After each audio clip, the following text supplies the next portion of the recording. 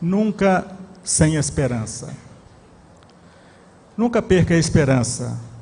Se o pranto te encharca a existência, recolhe a Deus no exercício do bem e acharás Deus nas entranhas da própria alma a propiciar-te consolo. Se sofres incompreensão, ajuda ainda e sempre aos que te não entendem e encontrarás Deus no imo do próprio Espírito e fortalece-te com o bálsamo da piedade pelos que se desequilibram na sombra. Se te menosprezam ou se te injuriam, guarda-te em silêncio no auxílio ao próximo e surpreenderás Deus no íntimo de teus mais íntimos pensamentos, prestigiando-te as intenções. Se te golpeiam ou censurem, cala-te, edificando a felicidade dos que te rodeiam, e Deus falará por ti na voz inarticulada do tempo. E se erraste, não tombe em desespero, mas trabalhando e servindo, receberás de Deus a oportunidade da retificação e da paz.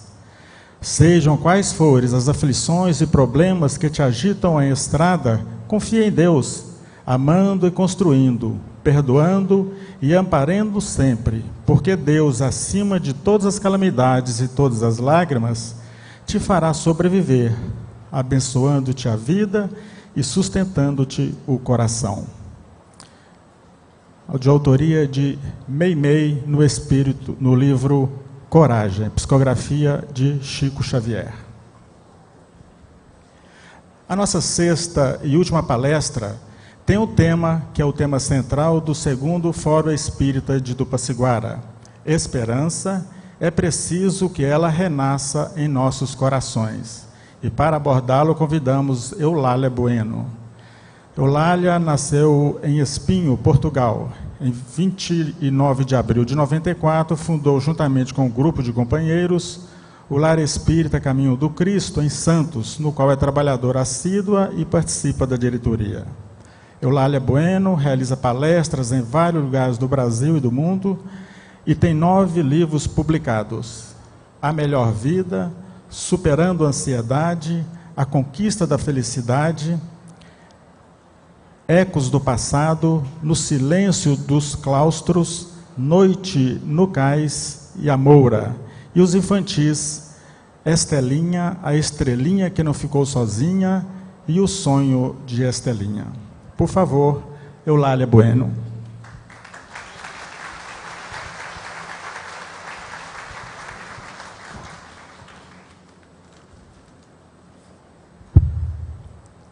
Boa tarde a todos. Eu sei que a jornada hoje, de longas horas, pode ter trazido cansaço físico natural, mas a alma está refeita pelos encontros e reencontros, pela alegria de participarmos no Brasil em que nos encontramos agora, e para o qual, infelizmente, os nossos sentimentos, sem cuidado, sem atenção, têm reservado adjetivos pouco felizes. Este foi um dia de radiação de paz, ainda mais que nós temos aqui alguém com nome divino, o Rubens, que são amigos muito caros a todos nós, à frente da Web Rádio Fraternidade.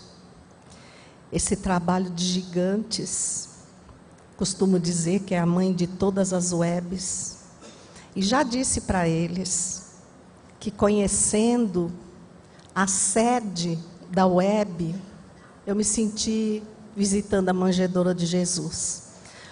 Porque somos incapazes de imaginar que, num lugar tão pequenino, tão simples, irradie tanta luz. Então, que essa luz que vocês estão transmitindo ao mundo, e que, obviamente, se não é o melhor que cada um de nós tem, embora para mim não sobrou nada, porque os meninos exímios falaram sobre tudo, mas sobrou a alegria de partilhar este momento com o Júlio. E que, como fui médium de psicografia de cartas consoladoras por 22 anos, eu vou pedir a vocês o silêncio da alma, a vibração de amor, a quietude, para que a esperança que pode raiar através de uma simples folha de papel é capaz de ser um divisor de águas na vida de quem está fazendo uma travessia muito dolorosa. Embora espíritas, sabemos que também os não espíritas buscam essa fonte para aquietar a sua angústia. Então, que nós façamos esse trabalho confiado pela espiritualidade superior, que é dar um laço feito de amor, nesse dia que fala de esperança. Um laço que seja para todos aqueles no mundo, e quando foram lidos os nomes dos países, nosso coração sentiu uma felicidade muito grande, porque são países que nenhum de nós esperaria que estivessem vinculados a este ambiente. A nossa responsabilidade é muito grande, que nós conseguimos transmitir esse abraço brasileiro de amor, de afetividade, transferindo paz, luz, esperança, fé ao mundo inteiro. Nós temos o hábito de contar histórias, e hoje não podia ser diferente. E a que escolhemos é de um rei muito justo, muito sábio, muito poderoso, mas que em meio à vida ele também tinha graves obstáculos, graves desafios. Entre eles, só lhe sobrara a filha, que era o seu tesouro maior.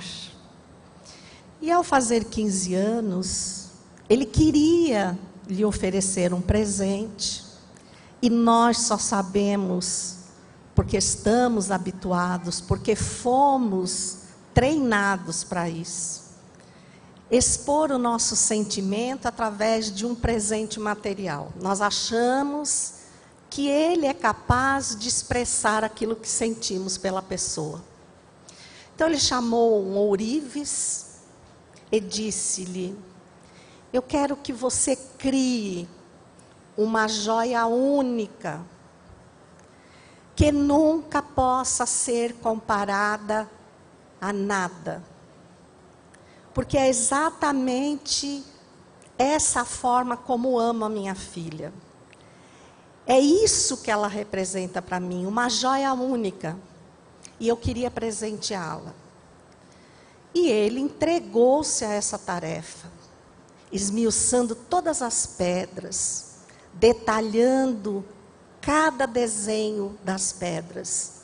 E entregou ao rei um colar ímpar, que fugia realmente a tudo que se poderia imaginar. Ele deu à filha, expressou-lhe o amor, o carinho que tivera para fazer aquele pedido, e assegurou-lhe que realmente era único, era um tesouro único, como ela em sua vida. A menina pôs-se a usar o colar, e alguns dias passados, como era o hábito, ela acordava, dirigia-se a um móvel colocado ao lado do seu leito, e independente da roupa que vestisse, porque mulher gosta de combinar tudo, ela punha a joia. Só que, naquela manhã, a joia tinha desaparecido. Comunicando ao pai, estabeleceu-se uma desordem no palácio, porque Todos os criados eram de extrema confiança. Eram como se fosse uma família. Como algum deles poderia simplesmente ter furtado aquela joia? Procedeu-se a uma grande revista e nada foi encontrado. Começaram a procurar pelos jardins do palácio e nada foi encontrado. E esse movimento entra e sai de guardas despertou um velho homem que passava o seu tempo às portas do palácio. Tido como um homem sábio, porque sábio naquela época era quem conseguia viver sem nada. Então ele não tinha nada. E aí ele perguntou: por um acaso vocês estão procurando por uma joia? Imediatamente o guarda agarrou, acreditando, como ele sabia? Será que num descuido ele invadira as dependências do palácio e furtara a joia tão preciosa? E quando levaram à presença do rei, ele então expôs: não, é que eu vi ao amanhecer um enorme pássaro que voava dos jardins do palácio e carregava em seu bico algo que cintilava. Não dei grande importância, mas agora, ouvindo falar da joia que sumiu, supus que poderia ser isso.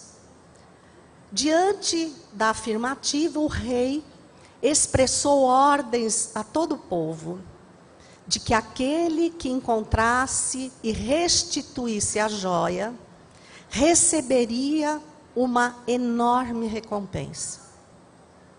Todos foram procurá-la, óbvio. E entre eles, um jovem profundamente revoltado. Ele queria mudar a sua vida. Ele não aceitava a condição em que vivia. E tão revoltado estava que afirmava para si e para quem quisesse ouvir que não importavam os meios. Ele queria mudar a vida. E saiu, largou tudo o que fazia e saiu, observando primeiro para onde a maior parte das pessoas se dirigiam e tomando o rumo contrário, que era o pântano. O pântano, para a grande maioria de pessoas, não representava um lugar onde, porventura, um pássaro conduzisse uma joia, mas foi para lá.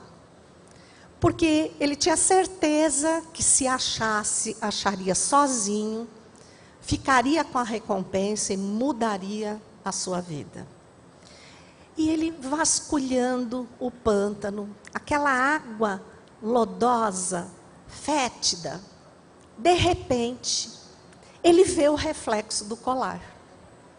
Enfia a mão, vasculha, percebe que o fundo, que não era distante, estava cheio de coisas. E dirigiu a mão enceguecido para o reflexo, puxando em seguida, na certeza de que havia resgatado o colar. Mas que nada.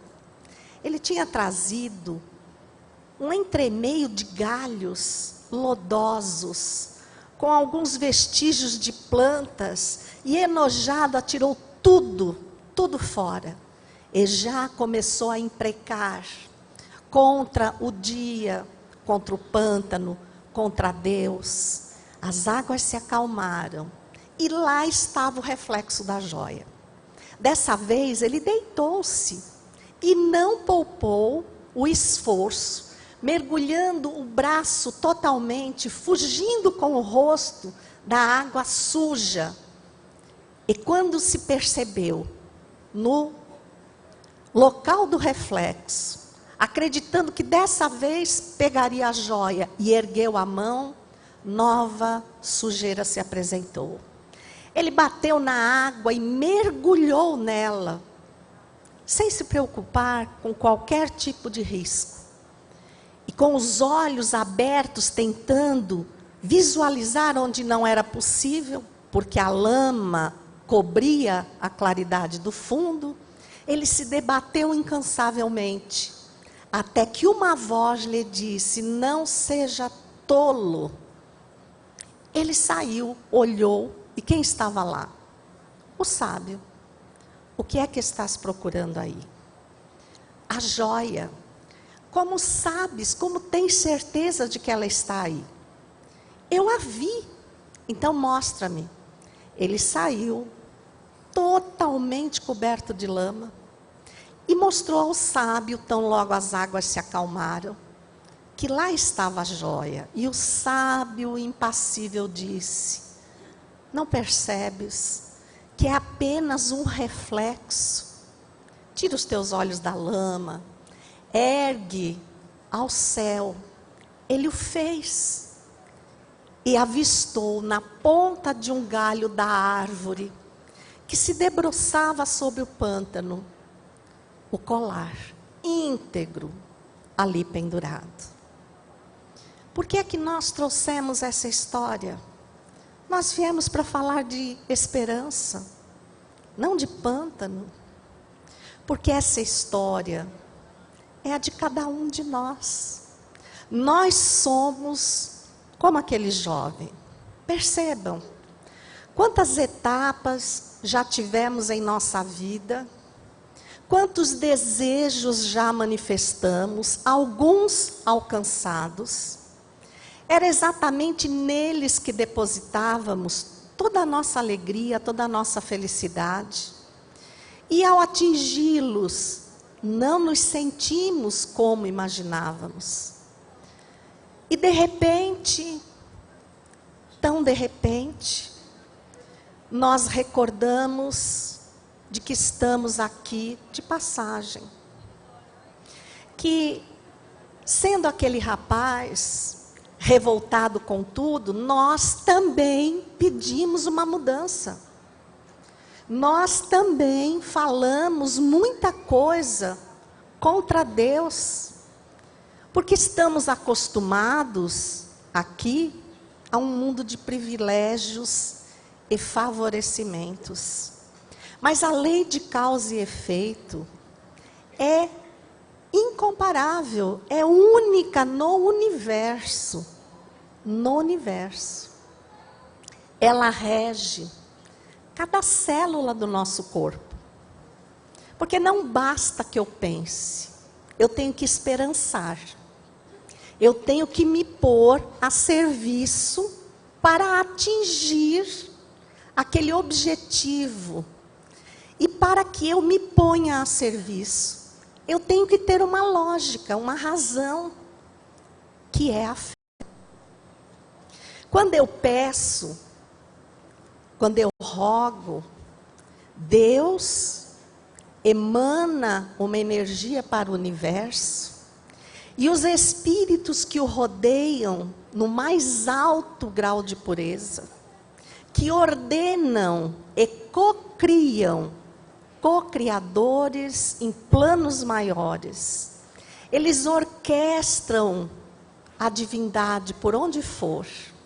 E nós somos divindade, porque criados por Deus, essa divindade está latente em nós.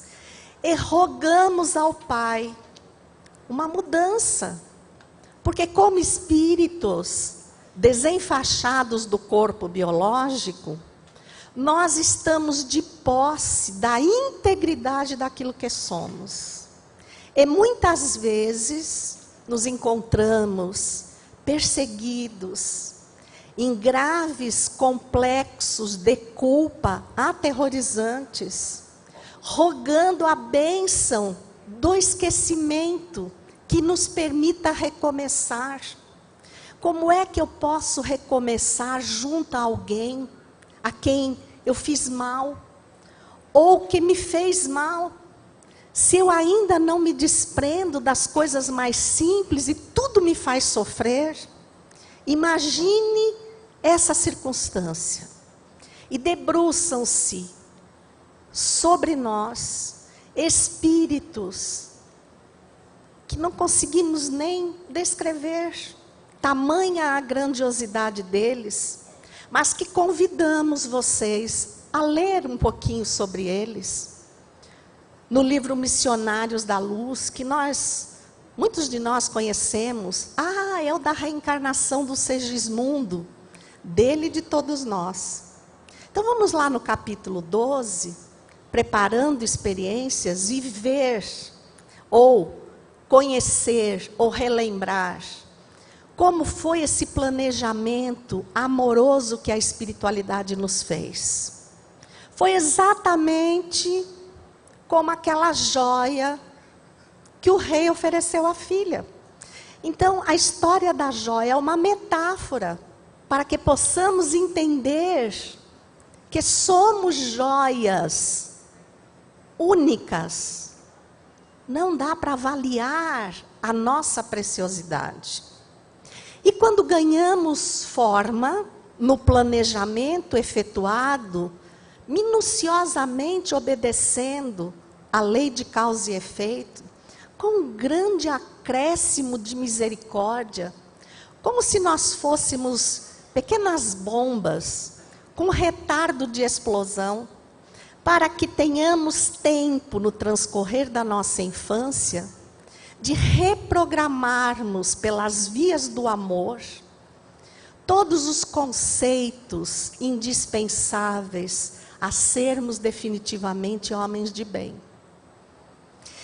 E essa joia mergulha no mundo material, que se assemelha ao pântano, às águas lodosas, em que a maior parte de nós esquece momentaneamente a própria biografia, para podermos ombrear, caminhar lado a lado, com os nossos inimigos, aqueles que nós consideramos assim, porque de fato, eles só existem pela falta de educação moral, do exercício moral, ao qual estamos sendo chamados todos os dias da nossa existência. E quando mergulhamos no pântano, fazemos como o jovem, nós simplesmente esquecemos que somos espíritos imortais. Nós acreditamos que todos os valores que a Terra nos apresenta são obrigatórios. E aí eu passo a sofrer de uma doença gravíssima, chamada normose. Não tem a virose? Tem a virose. E outro dia, conversando com um grande amigo, que até é da Associação Médico Espírita de Goiânia, o Vicente Pessoa, e que é infectologista, ele me contou uma coisa impressionante. Todos temos viroses, todos. Então perguntem para você, quantas viroses vocês já tiveram? Elas nunca se repetiram, nunca. Porque tão logo eu tenha uma, eu estou imunizada. Eu posso pegar outra, mas aquela eu nunca pego. Agora imagina a normose. Porque a normose é o meu engodo, é uma ilusão de acreditar. Bom, eu sei lá que não é muito certo, mas todo mundo faz, é normal. É quando eu mergulho nas águas do pântano para alcançar um objetivo imediato, sem medir o efeito que isso vai causar na minha alma. Lembram do que ele falou? Eu quero atingir o meu objetivo a qualquer preço. Até porque o corpo é muito intenso. Hoje foi citado aqui por um dos amigos, Alcione, como queiram, do livro Renúncia.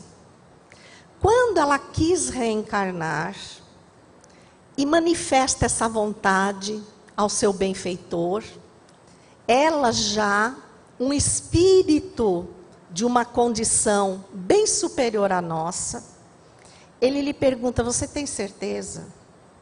Porque todas as conquistas que você fez, quando no corpo, elas passam a um estado de anestesia devido às urgências que o corpo nos impõe.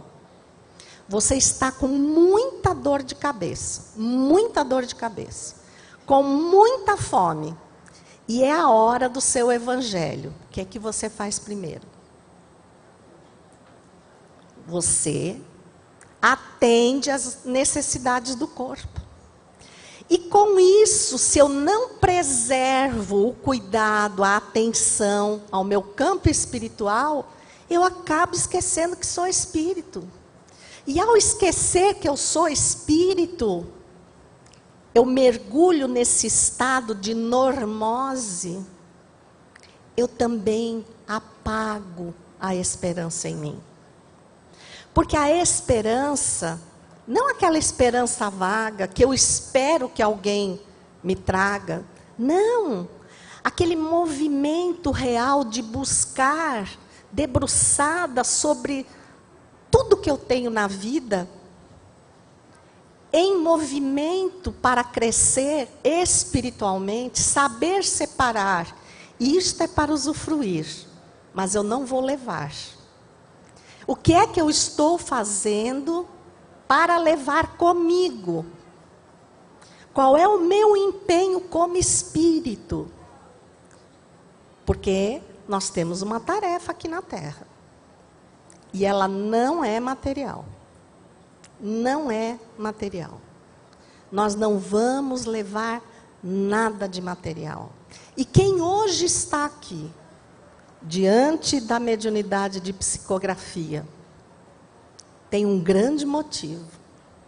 E não é material. É da alma.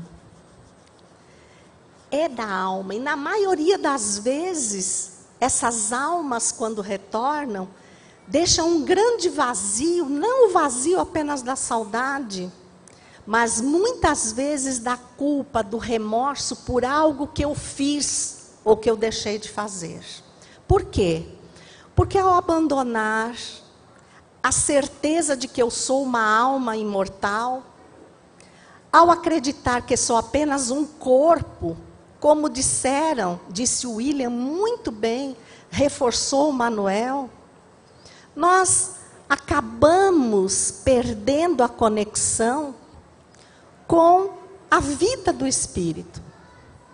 E passamos a viver uma vida de imitação, uma vida puramente material.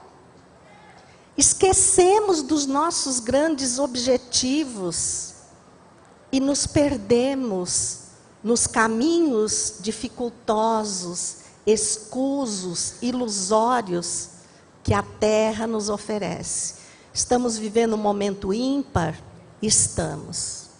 Este momento, como qualquer outro, não vai voltar, mas este é uma etapa regenerativa.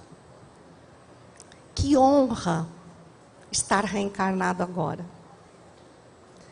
Vocês já imaginaram que Jesus nos concedeu essa honra no momento em que a nossa casa está em reforma e nós estamos habitando nela, o que pede uma diversidade, uma maleabilidade para lidar com essas situações. É um momento de transição. Mas o que é transição? Todo mundo fala transição planetária, chique, mas é estranha. O psiquismo da Terra está denso, atuante sobre nós. Transição, segundo a física, é uma porcentagem pequena de um período. Então vamos fazer aqui uma comparação. Nós estamos agora na transição do dia. Vai começar a entardecer e vai anoitecer. Quanto tempo dura esse período? Aproximadamente 5% do período do dia. Que vamos falar de um equinócio, quando a noite e o dia têm o mesmo tempo, 12 horas. 5% seriam 60 minutos. Se você... Agora nós vamos falar de matéria para entender o espírito.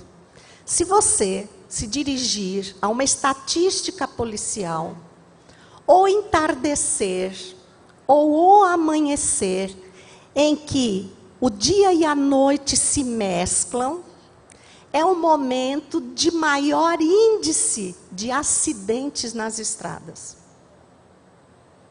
Por quê? Porque há uma mistura. Os nossos olhos se acomodam ao dia ou à noite. Mas nesse momento de transição, tudo fica mais difícil. As pessoas às vezes não gostam de dirigir numa estrada, o sol descendo no horizonte, reflete, confunde. Se isso acontece a cada amanhecer e a cada anoitecer, o que dirá o período de transição moral da humanidade? Então vamos lá. Há mais ou menos 12 mil anos atrás, nós tivemos a chegada, eu não gosto de chamar os exilados, porque a Terra é um mundo tão lindo, eu acho que foi uma escola de amor, em que eles tiveram a bênção de reingressar, ou de ingressar, para alavancar o progresso de espíritos primitivos, que aqui iniciavam a sua caminhada na humanidade. Alavancaram a ciência. Embora com falhas morais, porque hábeis na tecnologia, desenvolvidos na inteligência, e percebam que tem muita coisa em comum conosco agora, precisavam valorizar a moralidade. Então vieram ombrear com os simples, para aprender com a simplicidade e doar da sua inteligência. Mais ou menos 12 mil anos. Isto é um cálculo só para que vocês compreendam a importância desse momento. Vamos aplicar a lei da física, 5% daria 600 anos.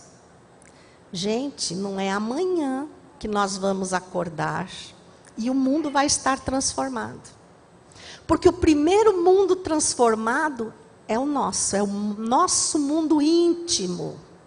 E se aqui dentro de mim eu estiver permitindo que grace o pessimismo, a dúvida quanto à pergunta que o Manuel fez, e que todo mundo, me pareceu, Manuel, aquele momento que nós estamos no centro espírita, na aula, e que você pergunta assim, quem vai fazer a prece de encerramento? E todo mundo desvia o olho, sabe? Então, você fez uma sequência de perguntas, não fez? E todo mundo desviou o olho. Porque tinha medo de você estar olhando cara a cara, aguardando a resposta. Né? Então, gente, a resposta é que nós estamos desesperançados exatamente porque desligamos o nosso Wi-Fi. Vocês sabiam que nós temos um Wi-Fi? A Deus, a desconexão com Deus, estamos abatidos pelo desânimo. E é lamentável dizer isso de nós espíritas. Mas o que é o desânimo? Então, vamos separar o des do ânimo. Ânimo vem do latim animus, ou anima, alma. Sopro de vida. Nós estamos sem alma, nós estamos agindo como se não fôssemos alma, como se fôssemos apenas corpos, com pressa de atender às nossas necessidades.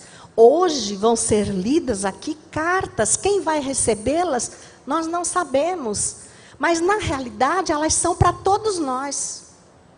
Para todos nós, são uma advertência do mundo espiritual ao que estamos fazendo da nossa convivência e dos valores que, quando rogamos à espiritualidade que nos concedesse a chance da reencarnação, nós falamos que íamos esmerar. Nós íamos trazer esses valores para esmerar, e se conseguirmos esmerar um que seja, valeu a reencarnação.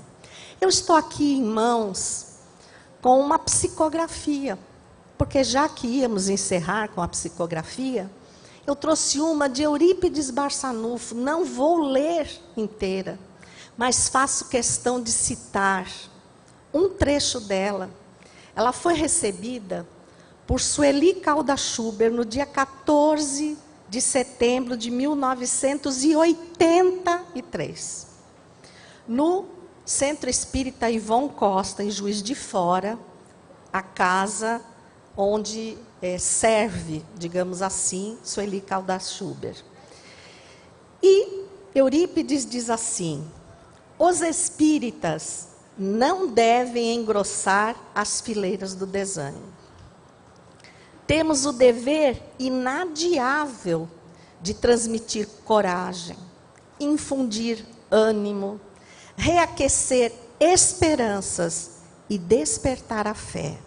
A fé no nosso futuro. A certeza de que estamos destinados a uma nobre missão no concerto dos povos. Mas que a nossa vacilação, a nossa incúria podem retardar. Responsabilidade nossa. Tarefa nossa. Estamos cientes de tudo isso e nos deixamos levar pelo desânimo. Este vírus de perigo inimaginável. O desânimo e seus companheiros, o desalento, a descrença, a incerteza, o pessimismo, andam juntos e contagiam muito sutilmente, enfraquecendo o indivíduo, os grupos, a própria comunidade. São como o cupim a corroer no silêncio as estruturas.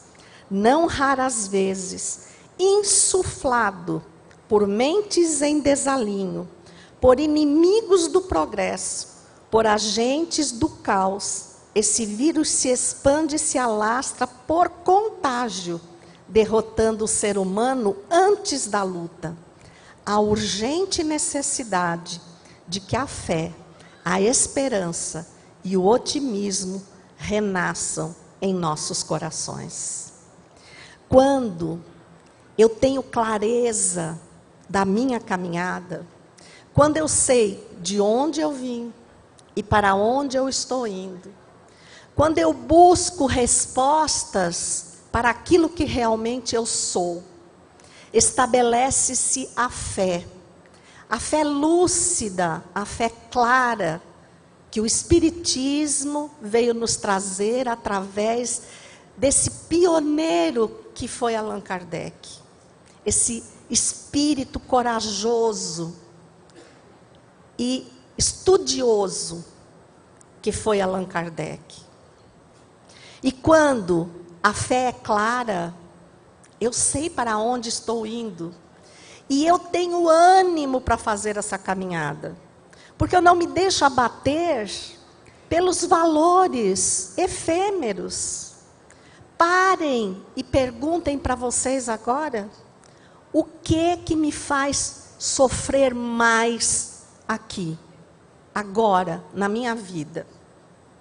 E vejam nas respostas, que não serão apenas uma. Quantas são referentes à vida material e quantas são referentes ao espírito? Será que me incomoda mais ter uma condição socioeconômica que me deixa a desejar? Ou eu não ter conquistado uma virtude, por exemplo, a paciência? O que me incomoda mais? Eu digo que a condição socioeconômica, mas não porque eu anseio ser rico, porque eu apenas queria viver com um pouquinho de folga. Agora, a paciência, não. Eu tenho muito tempo para conquistar. Agora, você há de convir que ninguém consegue paciência ganhando salário mínimo. Então, vejam que nós vamos depositando nos valores materiais a felicidade de um espírito que somos nós, que somos imortais. Prestem atenção aos valores que estamos colocando diante de nós. Nos apoiamos à tecnologia e nos confundimos com ela. Prestem atenção aos pensamentos. Quando Eurípides fala que estamos sendo insuflados por outras mentes em desalinho. Os nossos pensamentos, ultimamente, rodam como os WhatsApp, como as postagens das redes sociais. Será que nós paramos diante de cada pensamento que invade o nosso campo mental e analisamos esse pensamento? Buscamos uma explicação lógica para esse pensamento? Ou já nos entregamos de roldão a tudo que venha junto com esse pensamento? E é por conta disso que temos sofrido desnecessariamente. Porque se alguém disse para vocês que nós viemos aqui para resgatar, e aí nós sentimos aquele peso da dor, da dificuldade, informou errado. Nós estamos aqui num processo reeducativo, ou seja, nós estamos revisando matérias as quais tivemos dificuldade de aprender. Se você pega o seu filho e manda para a escola, se ele gosta de escola, ele vai feliz. Mas se ele não gosta, para ele é um sofrimento. E aí, você não vai mandar o seu filho para a escola porque ele não gosta da escola? É um sofrimento? Mostre para ele os benefícios que ele vai adquirir com isso. E transferindo para a reencarnação, é a mesma coisa. Pergunte para você, o que eu estou fazendo aqui? Quem foi que me colocou nessa? Por que eu estou nesse equipamento familiar, vamos dizer assim? Por que eu estou nisso? O acaso será que me atirou a essas condições? E dirija-se ao maior cientista da Terra e lhe pergunte: me explique, por uma equação, como é que tudo que existe na Terra, cada árvore, os mares, as montanhas, como é que elas foram programadas e construídas? Peça a ele. Leve-lhe uma mosca morta e diga-lhe: tome da sua ciência e faça renascer a mosca. Ele não vai conseguir. É apenas o orgulho, a prepotência, que nos faz acreditar que tudo está sob o nosso controle. E eu estou falando do cientista, estou falando de nós. Sabe quando é que nós somos infelizes? Quando as coisas não saem como a gente deseja. E por que é que sentimos isso? Porque não temos fé. Ou seja, não sabemos nada sobre nós. E, obviamente, não temos rumo, não temos objetivo, não temos esperança. Então, tudo surge em nossa vida como um grande tsunami. Na Revista Espírita, de 1868, no mês de fevereiro, está lá um texto de Lacordaire, que foi recebido em 1862. Então, percebam que passaram-se 6 anos para a análise desse texto. Kardec tinha o cuidado de avaliar a universalidade dos ensinos espíritas.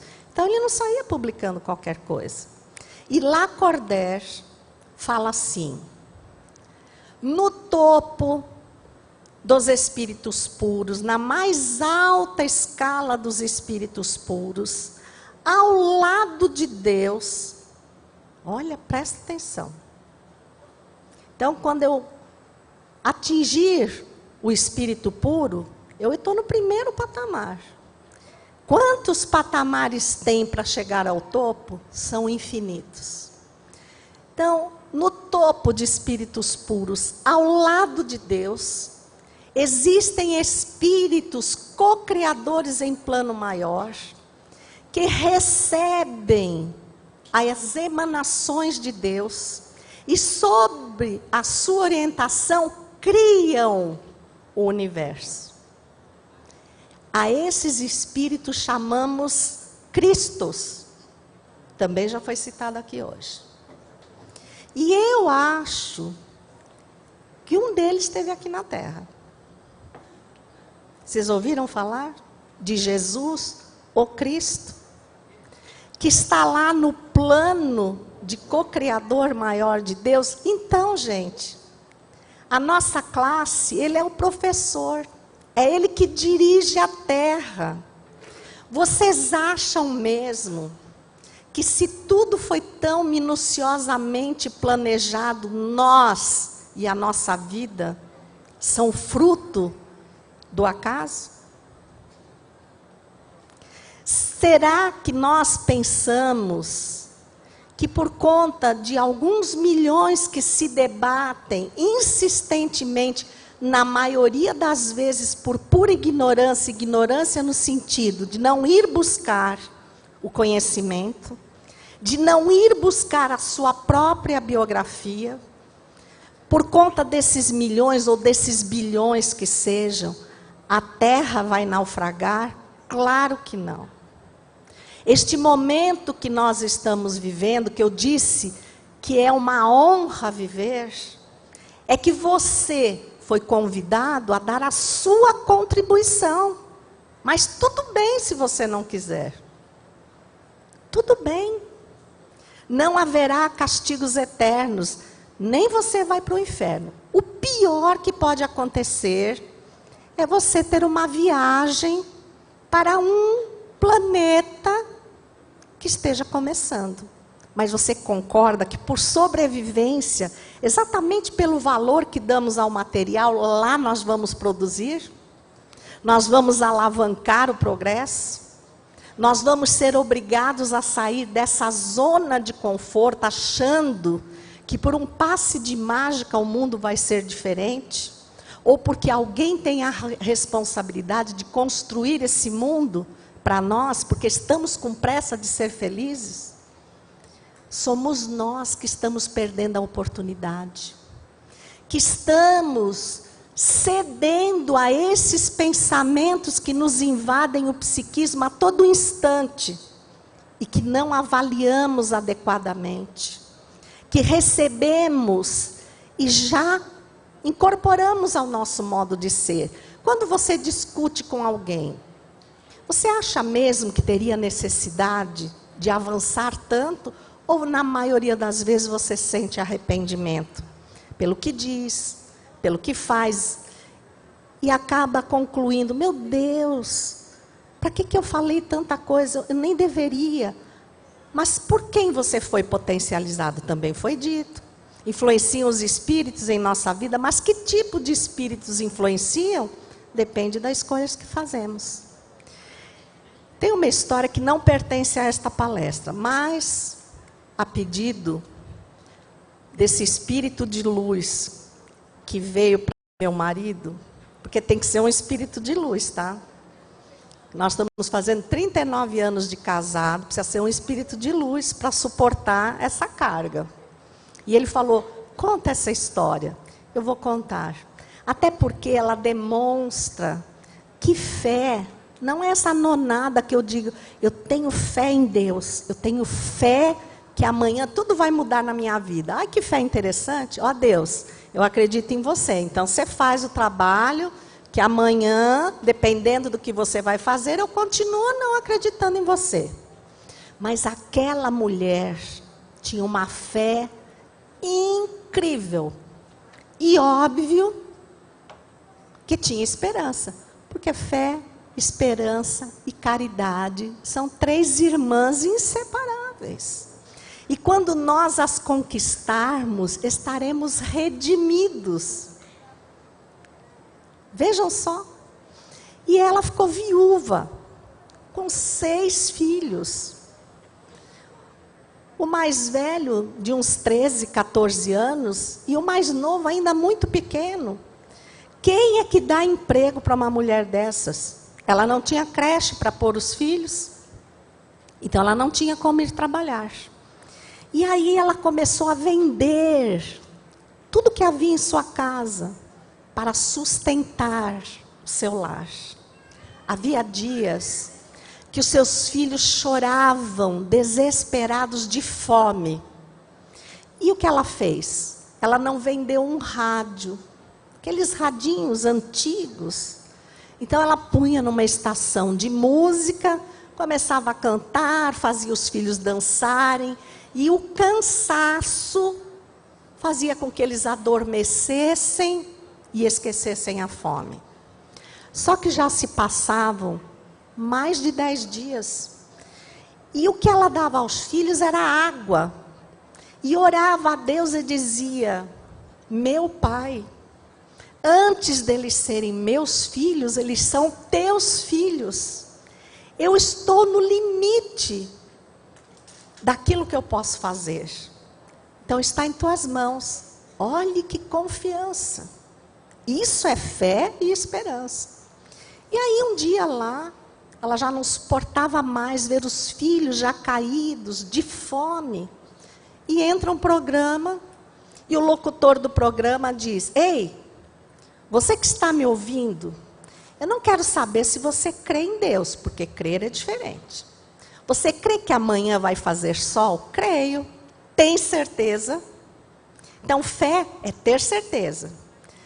Se você tem certeza que Deus existe, liga para mim, conta a sua história. Ela correu na vizinha, pegou o telefone, ligou e disse: moço, eu vou provar que Deus existe. E aí narrou a sua história. E óbvio, o locutor ficou muito comovido e realmente teve que acreditar. Como é que crianças tenras, 10 dias sem comer, como é que estavam sobrevivendo? Só Deus, só a espiritualidade, sob a ação de Deus, para colocar alimento naquela água. Como tantas vezes o Chico narrou, que sem ter nada para dar aos seus pobres, orava sentidamente e distribuía a água como se fosse sopa. E eles se reanimavam as energias físicas. E o locutor realmente se comoveu e ela disse: moço, não desliga.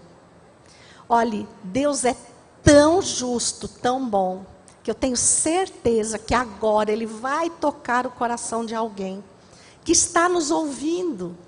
E que essa pessoa vai me arrumar um emprego e matar a fome dos meus filhos. Gente, não é que tinha? Tinha um homem ouvindo, dono de uma rede de supermercados. Só que ele era ateu. E aí ele achou que era a grande chance dele provar que Deus não existia.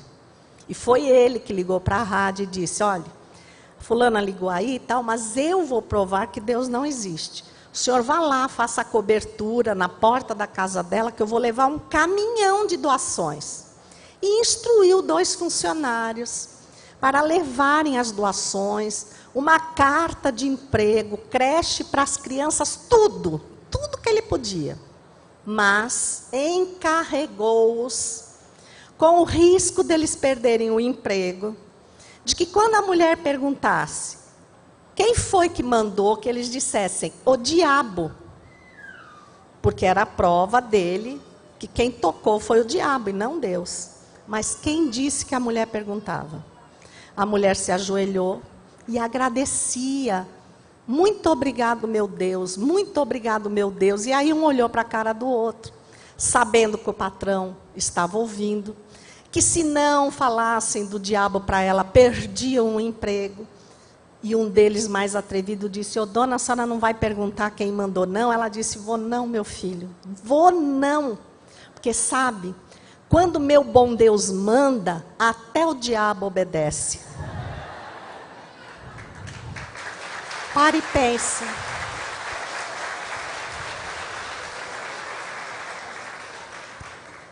Esperança é aquela certeza que você tem de que mesmo quando as trevas estão caindo, lá no fundo, você vê um sol chamado Jesus. Esperança é a força que nos move a vencer o mundo, muitas vezes sem vencer no mundo. Porque mesmo que esteja além da minha capacidade de entender, vendo tudo que me cerca, todas as belezas que se conjugam na Terra e no universo, eu sei que uma inteligência suprema assina essa grande obra.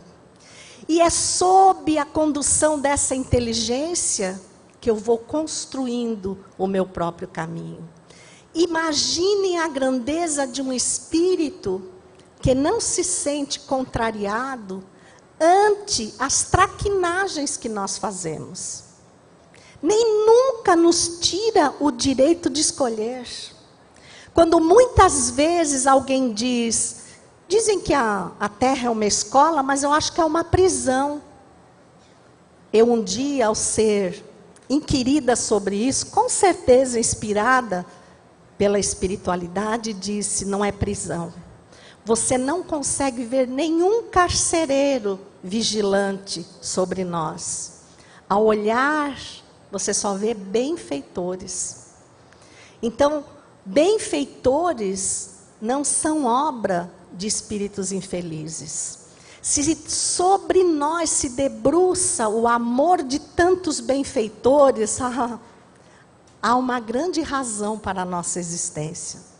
Nós podemos não crer em nós, mas não crer em Deus, quando tudo ao redor aponta para a existência dele. E logo não ter esperança é porque eu estou sem alma. Figurativamente, sem alma. Eu me larguei à própria sorte. Eu cortei minha comunicação com Deus. E quando eu corto essa comunicação, eu me sinto à deriva. Mas o que eu sou e o que eu sinto não representa a grandiosidade do universo. O nosso planeta, perante o universo, é um grão de areia no deserto. O próprio Chico pediu a Emmanuel que ele queria ter a oportunidade de vislumbrar a grandeza de Deus. E Emmanuel disse: Chico, é melhor você continuar a beleza da sua tarefa. Mas eu queria saber a grandeza da Terra no universo. Emmanuel riu e disse: então tá bom, Chico. Desvencilhou do corpo e lançou um pouquinho para fora da terra. Ele olhou a terra e disse: nossa, Emmanuel, olha que linda. E aí Emmanuel se afastou um pouco mais. E ele viu o nosso sistema solar. E diante do sistema solar, a terra já estava pequena. Emmanuel afastou-se, levou o Chico e ele viu a nossa galáxia, com milhões de sistemas solares. E aí Chico ficou perturbado e Emmanuel disse: não, é só a nossa galáxia. Essa galáxia roda em torno de nebulosas, que rodam em torno de outras nebulosas maiores. Aí o Chico falou: não, Emmanuel, me deixa voltar para a cama, acordar, tomar um cafezinho, um pãozinho de queijo, né? Porque ele era mineiro. Então vejam, que há muita coisa que nós ainda não temos capacidade de atingir. Mas que tal olhar para você, olhar para essa obra-prima, essa joia ímpar, e perceber que nós somos joias de Deus. Não há uma igual a nossa. E se, num momento de escuridão, você, sob o manto da agonia, desacreditar de Deus, lembre do momento em que a terra, sob a orquestração de Jesus e outros espíritos de escola, foi criada. E Jesus queria estabelecer o dia e a noite, e viu que, embora todas as belezas, ela permanecia mergulhada na escuridão. Ele olhou o infinito e rogou ao Pai: permite-me, Pai, desprender as estrelas para quem visita a terra possam doar um pouquinho da sua luz. E elas vieram. Por entre as florestas, sobrevoando os mares, na doce música das cascatas, as estrelas soltaram as suas fagulhas e iluminaram a terra. Voltaram ao manto vestuto do universo.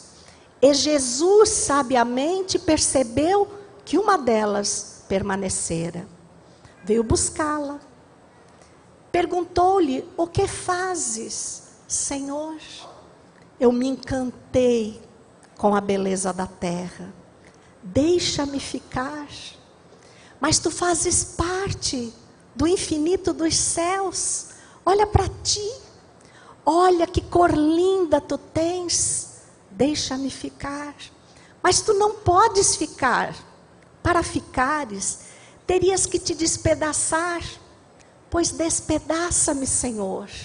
Mas deixa-me ficar em infinitas fagulhas de luz no coração dos homens, para que eles nunca descreiam de Deus. Jesus, emocionado, orou ao Pai, e o Pai concedeu a ela a bênção de permanecer conosco. Um tantinho daquela luz está aí, ó, dentro do seu coração.